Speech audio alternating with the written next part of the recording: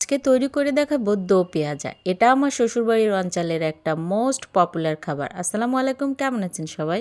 সর্বপ্রথমে নিয়ে নিলাম খাসির ফ্রেশ চর্বি। এটাকে আমি একটু ভেজে নিব। ভেজে নিলে খাসির যে একটা গন্ধ সেটা চলে যাবে।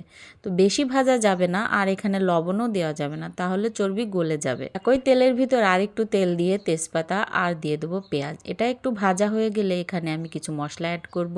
আদা রসুনের পেস্ট দিব, ধনিয়া পেস্ট, জিরা পেস্ট, এগুলো একটু নাড়াচাড়া করে দেব। স্বাদ মতো লবণ, হলুদ, ঝালের গুঁড়া। তো সব কয়টা মশলাই একটু ভালো করে কষিয়ে নেব।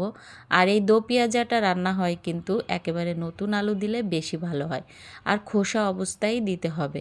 এটা কিন্তু আমার শ্বশুরবাড়ির অঞ্চলের বিয়ে বলেন, যে কোনো অনুষ্ঠানে আর বাসায় আত্মীয় স্বজন আসলে এই খাবারটা ওরা দিয়ে থাকে। আলুর সাইজটা একটু বড় বড় দিতে হয়, আর এই কষানোর ভিতরেই দিয়ে দেব ভাজা চর্বিগুলা অ্যাড করে দেবো। আর অনবরতই নাড়তে হবে, আর চুই ঝাল দিতে কিন্তু ভুলবেন না।